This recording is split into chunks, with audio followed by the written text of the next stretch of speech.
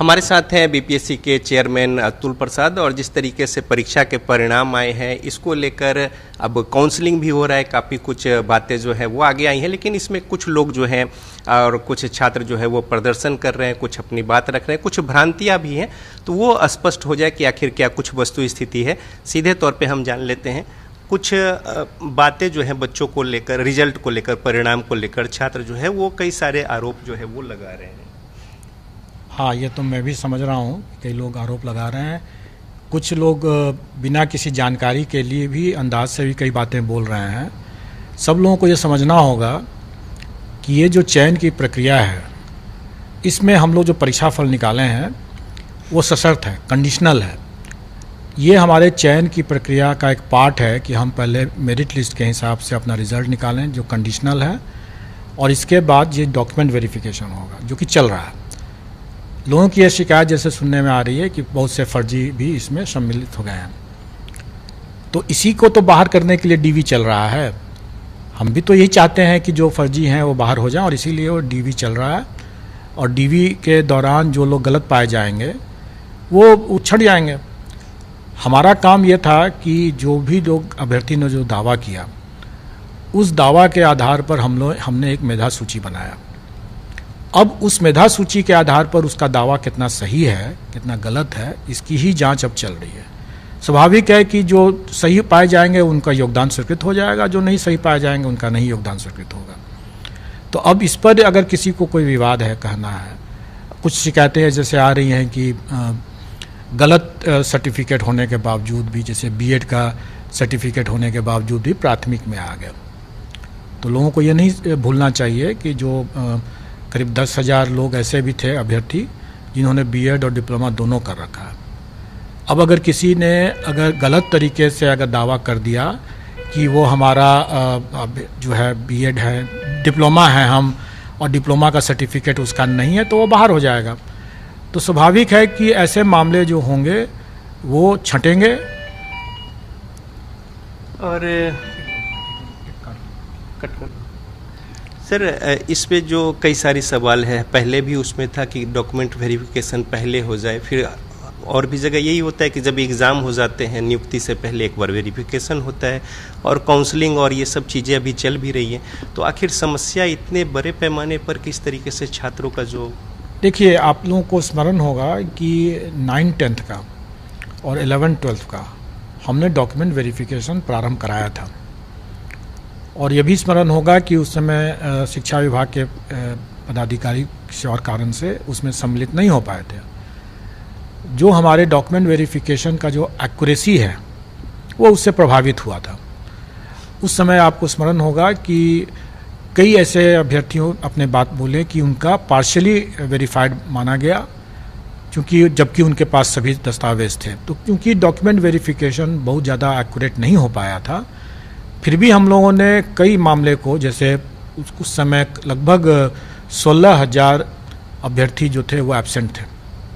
500 अभ्यर्थी ऐसे थे जिनका कि डॉक्यूमेंट असत्यापित हुआ, मतलब कि वेरीफाइड नहीं हुआ, गलत पाया गया। ऐसे जो भी मामले थे उनको हम लोगों ने यहाँ पर चेक किया, अपने पोर्टल से अपने आवेदन जो उन्होंने जमा किया था उसके साथ जो दस्तावेज जमा किया तो उसको चेक किया। उसमें से हम लोगों ने पाया कि कई ऐसे मामले हैं जो कि वाकई में गलत हैं, उनको छांट दिया। जैसे हम लोगों ने बड़ी संख्या में लोगों को यहाँ से छांटा भी है। पार्शियली वेरीफाइड में भी हम लोगों ने देखा कि कुछ मामले ऐसे हैं जो कि वाकई में जेन्युइन हैं या उनको बेनिफिट ऑफ डाउट दिया जा सकता है।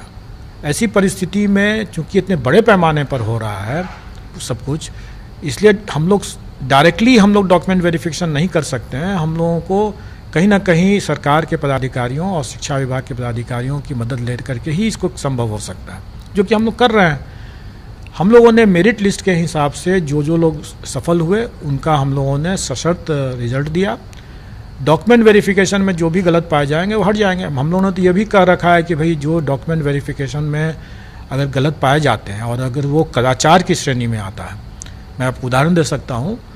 जैसे अगर कोई दिव्यांग अभ्यर्थी अगर दिव्यांगता के आधार पर उसने परीक्षा दिया है और कल को अगर वो इसमें डॉक्यूमेंट वेरिफिकेशन में पाया जाता है कि वो दिव्यांग नहीं है, तो अगर वो अपने मेरिट पर भी अगर वो आ जाते हैं तब भी हम उसको कदाचार की श्रेणी में मानेंगे। क्यों? और इसका हमने अपने उल्लेख नोटिस में भी कर रखा है। ऐसा इसलिए कि दिव्यांगता के कारण से उसे परीक्षा में करीब 40 मिनट एक्स्ट्रा मिला था, प्रति घंटा 20 मिनट एक्स्ट्रा मिलता है। तो उसने तो 40 मिनट एक्स्ट्रा मिल करके तब इसने वो मेरिट हासिल किया है, तो स्वाभाविक है कि उसने गलत किया है वो, तो उसको कदाचार की श्रेणी माना जाएगा और वैसे केस में उसको न केवल इस परीक्षा से बाहर किया जाएगा बल्कि आगामी परीक्षाओं से भी वंचित किया जाएगा। इसी तरह से अगर कोई अभ्यर्थी अगर गलत दावा करके अगर अपना देते हैं और बोलते हैं कि हमने तो डिप्लोमा कर रखा है और डॉक्यूमेंट वेरिफिकेशन में अगर वो डिप्लोमा नहीं मिलते हैं तो डॉक्यूमेंट वेरिफिकेशन में वो बाहर किए जाते हैं और उनको गलत बयानी के लेकर हम लोग उन पर कार्रवाई भी कर सकते हैं। उसी तरीके से अगर किसी ने अगर अपना STET का सर्टिफिकेट दिया है कि 2019 का और वो बिहार के बाहर के निवासी हैं, तो अब ये कहना कि चूंकि वो बिहार के बाहर के हैं इसलिए उनका STET का वो सर्टिफिकेट गलत हो गया, तो ये तो अनुसंधान का विषय है। अभी मैंने कुछ लोगों से बात करते हुए हम लोगों ने पूछा उससे, अब कुछ शिकायत लेकर आए थे तो हमने पूछा भी कि जो जिसकी बारे में आप चर्चा कर रहे हैं, क्या 2019 में ये लिखा हुआ था कि बिहार के स्थायी निवासी होंगे कि बिहार के निवासी होना आवश्यक था? उसने देख करके विज्ञापन देख के बताया कि नहीं, बिहार का निवासी होना पर्याप्त था। तो बिहार के स्थायी निवासी और बिहार का निवासी दोनों में बहुत अंतर होता है। जो व्यक्ति 2019 के STET की परीक्षा दिया, संभव है कि वो उस समय बिहार का निवासी रहा हो और आज बिहार का निवासी नहीं है। अगर उसको बिहार के निवासी के आधार पर आज चूंकि वो नहीं है, ये मानते हुए कि उस समय भी नहीं था, अगर उसको बाहर कर दिया जाए तो ये उसके लिए नाइंसाफ़ी हो जाएगी। उसका सही तरीका यह है कि आज की तारीख पर उसको स्वीकृत करते हुए, मान्य करते हुए फर्दर उस पर इन्वेस्टिगेशन हो, अनुसंधान हो, जांच किया जाए कि वाकई में वो उस समय बिहार का निवासी था क्या नहीं था। और जब वो जांच का जब आएगा रिजल्ट, उसके आधार पर उसका अगर पाया जाए कदाचारी निकला तो उसकी STET की परीक्षा वो बाधित हो जाएगी, उसका परीक्षाफल प्रभावित होगा, तो उस समय बाहर हो जाएगा वो। लेकिन आज की तारीख पर उसके पास में अगर जायज़ STET का प्रमाण पत्र है तो सिर्फ आशंका के आधार पर उसको बाहर नहीं किया जा सकता।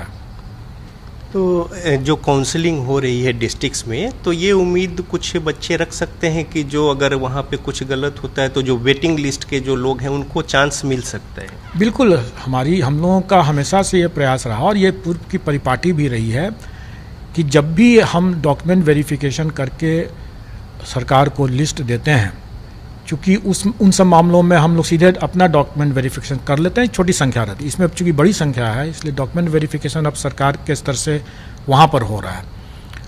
तो जब भी कोई सरकार के समक्ष जब जाता है मामला योगदान के समय और पाया जाता है कि वो गलत है, तो सरकार हमारे पास वापस भेजती है और हम लोग उस पर पूरक अपना सप्लीमेंट्री रिजल्ट देते हैं। और वो हम लोग इस मामले में भी देंगे।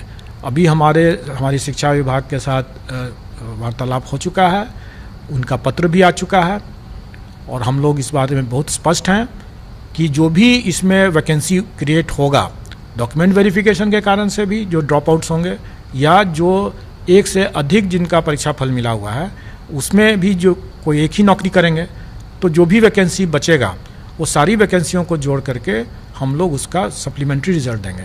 और मैं यहाँ पर इस बात को भी और स्पष्ट कर देना चाहूँगा कि मान लेंगे सप्लीमेंट्री रिजल्ट हम लोग देते हैं 5-6 हज़ार 7 हज़ार जितने लोग निकलता है उतना देते हैं, तो उनका भी इसी प्रक्रिया के तहत DV होगा, डॉक्यूमेंट वेरिफिकेशन होगा। और अगर उसमें भी अगर फिर से कोई अगर गलत पाए जाएंगे तो छंटेंगे और छंटने के बाद जो मान लीजिए 400-500 फिर से वैकेंसी क्रिएट होगा तो हम फिर से सप्लीमेंट्री निकालेंगे। कहने का मतलब यह है कि ये प्रक्रिया सतत चलेगा जब तक कि हमें सही तरीके से डॉक्यूमेंट वेरिफिकेशन के बाद सही तरीके से सही लोग जब तक योगदान पूरा नहीं कर लेते हैं तब तक हम लोग सप्लीमेंट्री रिजल्ट निकाल करके उसको भरेंगे।